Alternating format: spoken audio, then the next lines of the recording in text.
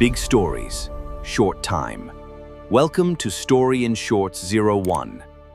This career-driven woman took her first trip to the countryside and immediately noticed something strange. The names of the local shops were strikingly similar to those of her assistant standing beside her. This made her start to wonder, could the broke assistant who followed her for 3 years actually be a hidden rich heir? But what she never expected was that this accidental trip would completely change the course of her life.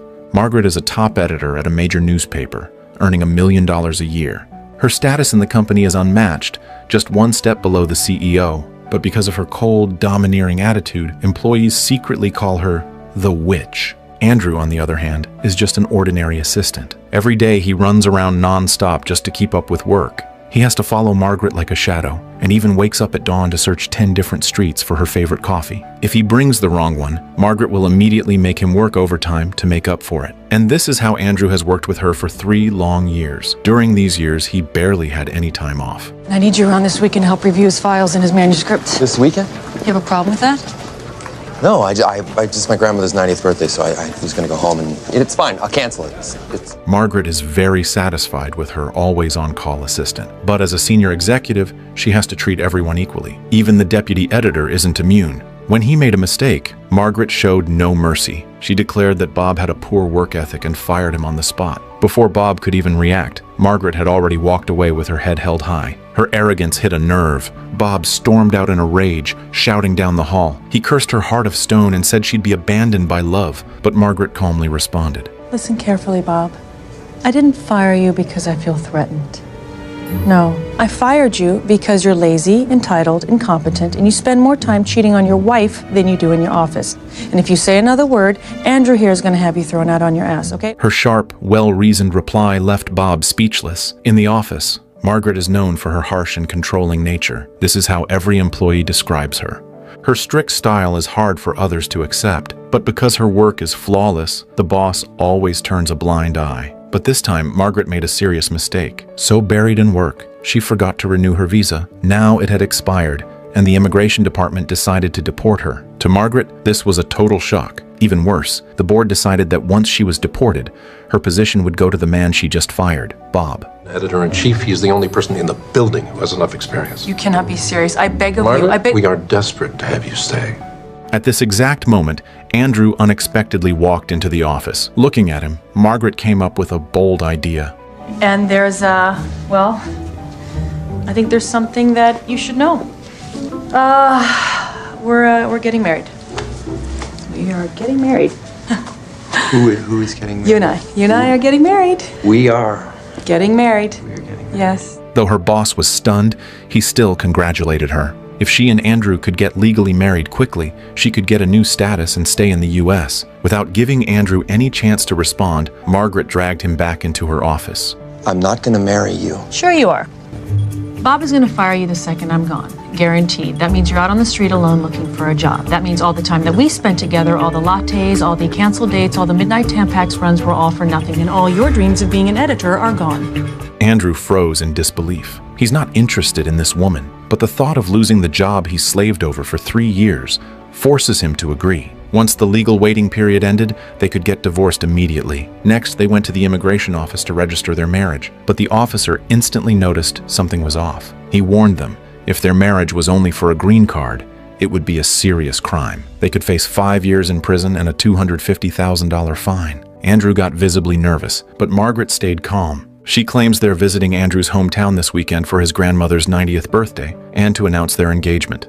After a brief moment of tension, Andrew gathered his courage and made up a romantic love story. He said that after working late nights together so often, he gradually fell hopelessly in love with Margaret. Although they barely passed the interview, the officer still warned them that in 1 week, he would question them separately about the details of their relationship, and if there were any inconsistencies, they could face prison time. Leaving the immigration office, Andrew felt completely thrown off balance. He believed he was taking on too much risk and deserved something in return, so he made new demands. Not only did he want Margaret's help publishing his book, he also wanted a promotion. Promote you to editor? No. Then I quit, and you're screwed. Bye-bye, Margaret. Faced with the situation, Margaret had no choice but to compromise.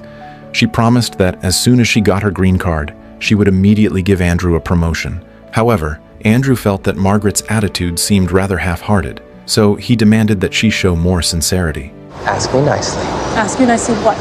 Ask me nicely to marry you, Margaret. Surprisingly, the once high and mighty editor-in-chief actually had to lower her proud head for the sake of a green card. Sweet Andrew. I'm listening. Would you please, cherries on top, marry me? This turn of events finally gave Andrew a sense of triumph he'd long been waiting for. Soon after, Margaret accompanied Andrew on a flight to his hometown. On the plane, Margaret openly mocked Andrew's family background and firmly insisted that after they got married, they would have to live in her house. And why wouldn't we stay at mine? Because I live at Central Park West. And you probably live at some squalid little studio apartment with stacks of yellow penguin classics. But Andrew remained calm in the face of Margaret's sarcasm. After 3 years of working closely together, he was already used to her personality. Still, Margaret was starting to feel uneasy. She had no idea how to face Andrew's relatives. The plane landed quickly, and Andrew's grandmother was already waiting by the fence. As soon as they arrived, Andrew's mother gave Margaret a warm welcome. The group then drove through winding mountain roads until they finally arrived at a small town. But soon something odd caught Margaret's eye. The shop names in the area all started with Andrew's last name. Please, don't do that. You didn't tell me about all the family businesses, honey. He was probably just being modest. But this was just the beginning. What followed was even more surprising. Perhaps because he was back on his own turf, Andrew no longer spoke to Margaret in a submissive tone. Instead, he quietly watched as she struggled to adjust. Yet when he saw the nervous look on Margaret's face as she came downstairs, he still reached out to help.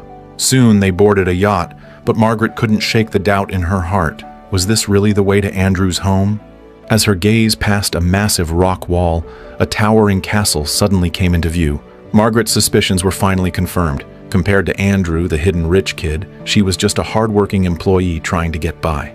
To welcome their son back after 3 years away, the family had prepared an elaborate feast. It was also the first time Margaret met Andrew's father, Joe. Joe was always very serious, and he strongly disapproved of his son's decision to work a regular job, his tone dripping with sarcasm. But Andrew was already used to it. During the party, Andrew announced that he and Margaret were getting married. Amid the cheers, the crowd playfully demanded the couple share a kiss. To avoid exposing the truth, they had no choice but to go along with it. What Andrew didn't know was that it was actually Margaret's first kiss. And in that slightly tipsy atmosphere, both of them felt a stir in their hearts they hadn't expected. As night fell, Andrew's mom thoughtfully arranged a quiet room for the two of them to spend the night together. Margaret, though feeling awkward in front of Andrew's family, didn't show any sign of rejection. After the family left, Andrew laid a blanket on the floor for himself. Sharing a room with his boss for the first time, Andrew's mind was a tangled mess, and Margaret, equally uneasy, couldn't fall asleep no matter how hard she tried. At dawn the next day, Margaret was awakened by the urgent ringing of her phone. Afraid of waking Andrew, she stepped out quietly into the yard, but she forgot to close the door behind her. Just then, a very expensive dog slipped out and began barking at Margaret nonstop. Suddenly, a hawk swooped down from the sky and snatched the little dog away in an instant. Still on the phone, Margaret chased after it, and in a panic, she threw her phone to scare the hawk and managed to save the dog. But the hawk wasn't done yet. It now had its eyes on Margaret's phone. Before she could react, the hawk grabbed the phone and flew off. No, take the doggy! Take the doggy! I need that phone, take the dog! Andrew's family, watching from afar, misunderstood the scene, thinking Margaret was simply playing with the dog, and they labeled her a pet lover. Even Andrew was surprised. He never knew Margaret had such a soft and lovable side. Margaret gently explained the truth to Andrew, but Andrew was still half convinced. Serious, he's got my phone and Frank's calling me on that phone. Seeing this, he told Margaret that tomorrow, the family would take her to town so she could buy a new phone. Under the watchful eyes of the family, Andrew and Margaret once again played the part of a loving couple. Boop, boop, yeah. If you touch my ass one more time, I will cut your balls off in your sleep. Okay? Yeah, there you go. Such a good fiance.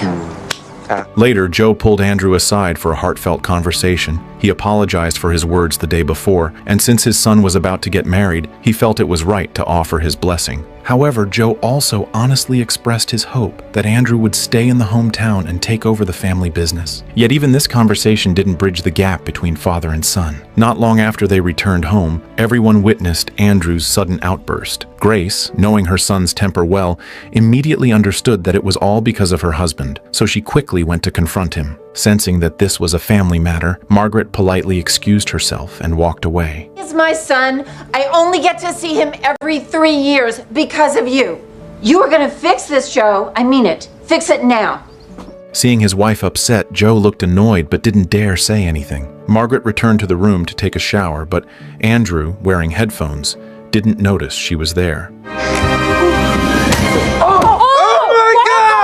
Living under the same roof, these little awkward moments were bound to happen. As night fell, the lingering awkwardness still hung in the air, but something had quietly changed between them. The distance and tension that once defined their relationship had slowly been replaced by a deeper kind of kindness. Margaret slowly shed her tough exterior and revealed the softest, most genuine part of herself. She confided in Andrew about her love for light-hearted variety shows, her obsession with overly dramatic romance novels, and even brought up their first kiss. You are there? I'm here.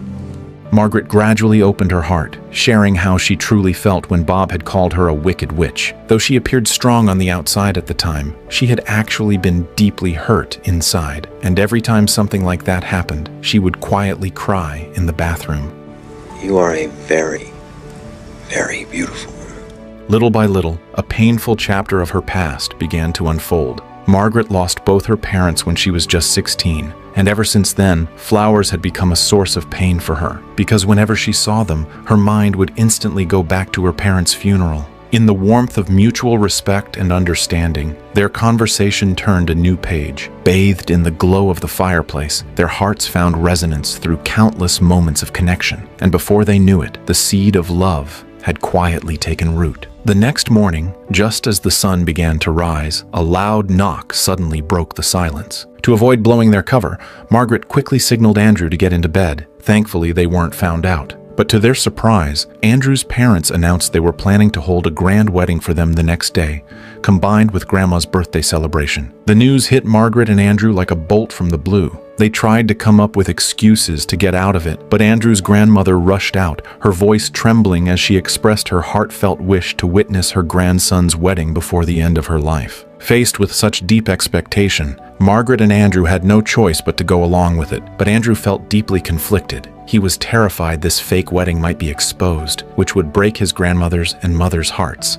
Margaret, though outwardly calm and composed, was in turmoil inside. She kept reminding herself that this was just a deal, but deep down, she had already fallen for Andrew. Soon, Grace and Andrew's grandmother took Margaret to their family's bridal boutique. Among their treasured heirlooms, they chose a vintage wedding gown for Margaret. Seeing her future daughter-in-law in that dress brought tears to Grace's eyes. Witnessing this, Margaret's heart grew heavier. She felt guilty for deceiving such sincere expectations. Then, Andrew's grandmother brought out a family heirloom and gently told Margaret that it was a gift from her great-grandfather, passed down for over 150 years, and now it was hers to keep. Overwhelmed by such a precious gift, Margaret didn't know what to do. She was deeply moved by the warmth of this family, and tears welled up in her eyes. At the same time, an overwhelming sense of guilt rose within her. Immediately after, Margaret found Andrew and started up the yacht. During these days at Andrew's home, Margaret had experienced a different kind of love, the love of family. Her heart was filled with both joy and unease. She feared all of this warmth was just temporary, like a beautiful dream about to end at any moment.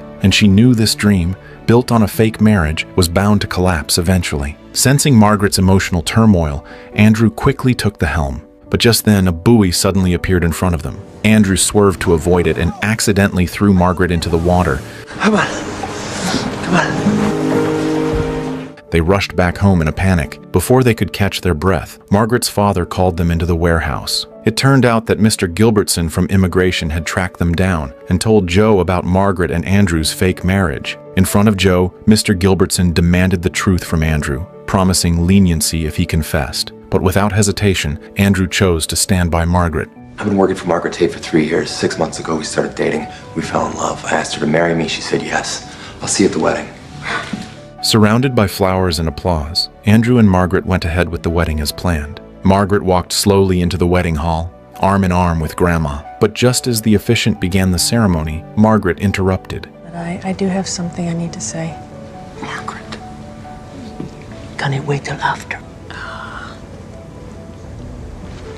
In front of all the guests, Margaret bravely opened up about her past, and even more bravely admitted the marriage was a lie. She took full responsibility.